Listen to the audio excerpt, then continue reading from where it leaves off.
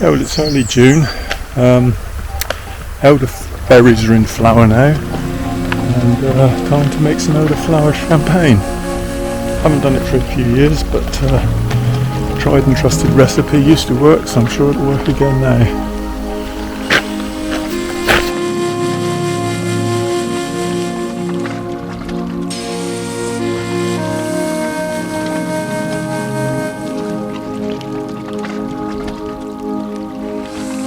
There's some beautiful elderflowers. These are a little bit small. We'll find something a bit better than that.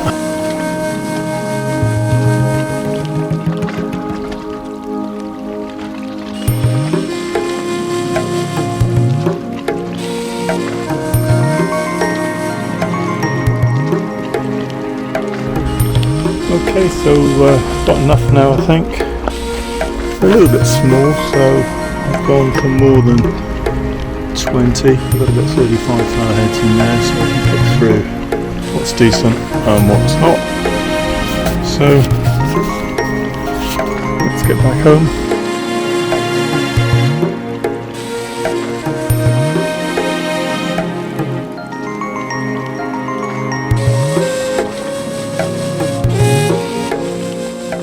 Yeah, this is the fermentation bucket I'm going to use. I've been disinfecting it with Camden tablets, so it's time to empty it out, get inside and start making elderflower champagne. The recipe I'm using, which is a very basic recipe, but it's worked for me in the past, and so I don't see any reason to change it. There are more complicated recipes out there. I'm sure if you want to look for those online you'll find them, but this is a very basic recipe. I'm going to start with 20 litres of distilled or spring water. There's my fermentation barrel. 10 lemons, unwaxed, that's very important. And I also need white wine vinegar.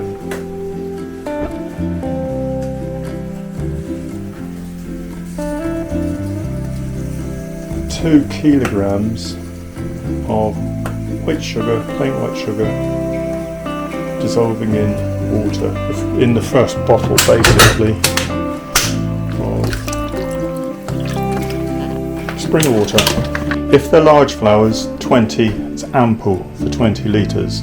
Because these are a little bit small, I've got about 30 here. Now a lot of people worry about insects on the flowers, and yes, of course you're going to get insects, tiny spiders and things on these flowers. Best way to deal with that is I simply left these in the bag that I picked them in for half an hour or so in the shade, and you find as you take them out most of the insects have come off. I'm now storing them on this chopping board.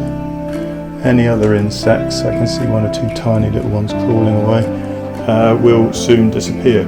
Don't be tempted to wash these under the tap. If you wash them under the tap, you will be washing away a lot of the natural yeast that's on the flowers and the natural flavours, natural nectar and whatever. That's what you want to give you the flavour in the champagne. So don't wash them. Anyway, keep an eye on the sugar. Don't want that to burn. Don't want any burnt flavours in there.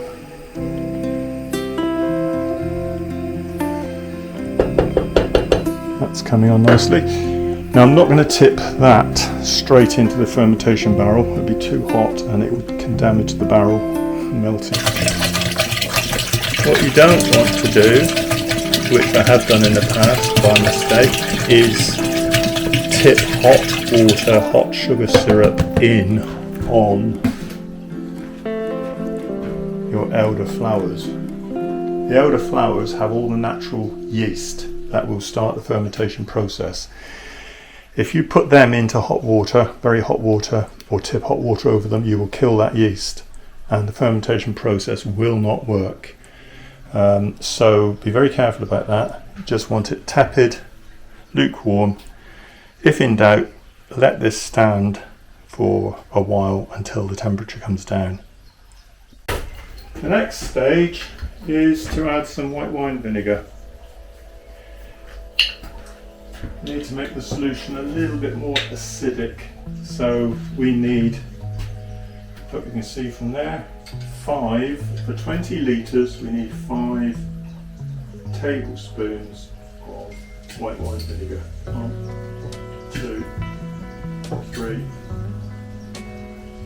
4, 5, and the flowers. Now, with the flowers, talked about insects and letting them stand. Most of the insects will come off. We don't want too much in the way of green stalks going in. Green stalks can give the champagne a bit of a bitter taste. So what I tend to do is cut the little florets off, drop them in. A lot of people will say just pop the whole thing in, which you can do. I've done that before and it's worked, but I'd like to get rid of as many of the green stalks as possible. So simply chop them in, chop the little florets off, and drop them in. Stalks will all go for obviously composting. If you see any bits and pieces, pick them out. Now for the lemons. Some people say the zest of the lemons and juice of the lemons, put all that in first before the elderflowers. I've done it that way, done it this way, which I put the flowers in first. Doesn't seem to make any difference. This bit is a bit tedious. I'll leave the camera on just for the first one so you can see what I'm doing. The zest of 10 lemons. Remember not to use unwaxed lemons. I'll put a little wax in there.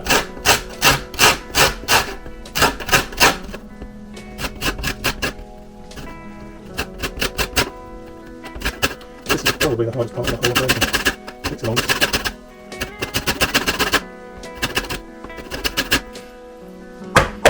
There's the zest from one. Zest from one. Still want that lemon.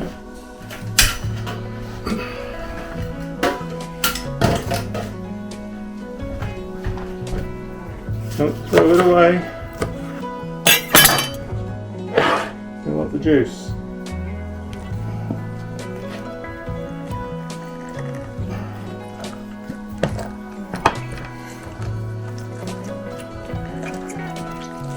Don't worry if the pips fall in as well. No problem.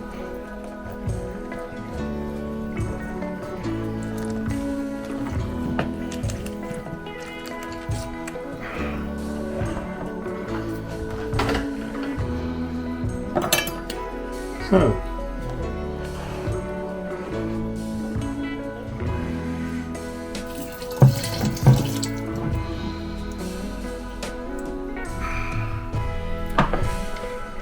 only another 10 to go.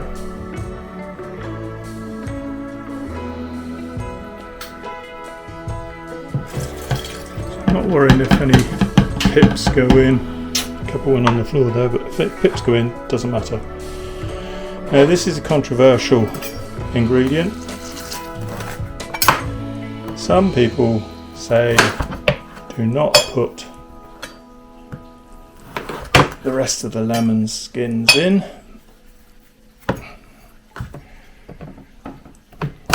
But to be quite honest, I do.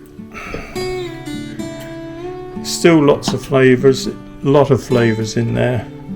So once I've done all of these and that lot, all the zest will go in and all the juice will go in and the skins will be chopped in half or in smaller bits and that will go in. Lovely, smelling lovely already. Okay, so I've finished. Just cleaned up.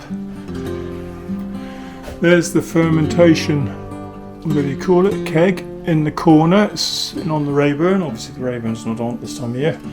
Needs to be somewhere cool, out of direct sunlight, and you want to avoid fluctuating temperatures. It just needs to be constant. and it'll start fermenting. It'll start fermenting probably within the next 24 hours, 48 hours. Just leave it alone. You don't need to have a sealed top and a fermentation valve on top. You don't need that at all. You can use an open bucket and just put a very clean tea towel over the top so the gases can escape, and you don't want insects or dirt getting in, so a clean cloth over the top will do the job. Now I'm going to leave it, maybe stir it after 2 or 3 days just to check that everything is working. Just leave it to do its thing now for 7 to 10 days, and then it'll be bottling. As for bottling, I'm going to use the same plastic bottles that the spring water came in, because they are already disinfected, sterile. I'll put the top straight back on as soon as I empty them. I'll keep them somewhere cool and in the shade, and when we come to bottle, we will put them in those. You can use glass bottles, but it can be dangerous using glass bottles, because the whole thing about elderflower champagne, any champagne, is that there is still a little bit of fermentation going on when it's in the bottle. That fermentation creates the pressure, pushing carbon dioxide gas into the liquid, so that when you crack it open, you'll get the fizz and the bubbles. That's pressure. If you use glass bottles, there is no release of that pressure. Glass will not expand, and I have in the past had them go bang and split open. So number one, store your bottles away from anything electrical or anything that could get damaged. Put them somewhere where if one does split or burst, it's not a problem. I've even done it with champagne bottles in the past, and I've had champagne bottles go bang, which is not very good. So I've had good success with using these plastic bottles because they expand, and they will, when I fill them, I will show that process after the fermentation, but when I fill them, I will scrunch the bottles in a little bit so they've got room to expand. They will still expand quite a long way. Almost 2 weeks to the day that I'm going to start bottling the fermented elderflower and lemon mix, running it through a sieve, into a jug, and then into a bottle. The important thing with the bottles is to squeeze them a little bit before tightening the lid, just to allow enough expansion, because fermentation is still going to continue inside the bottle. And then store them somewhere cool and preferably dark, but don't put them anywhere too warm. Don't put them in an airing cupboard, otherwise they can go bang. So this is a batch that I did last week. It's only about 10 days old, 14 days old, something like that. They are, got that one in an old tonic water bottle. Shall we crack one open and see what it looks like? Right, here we go. Let's see what happens. Oh, a bit of a fizz there. Whoa! Hey, that's lively.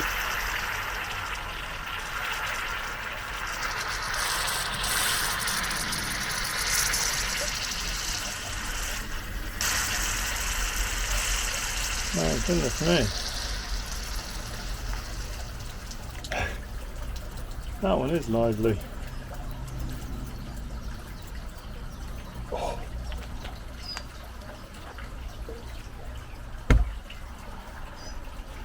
Look at that. Cheers. Oh, it's blooming lovely. And remember, drink sensibly.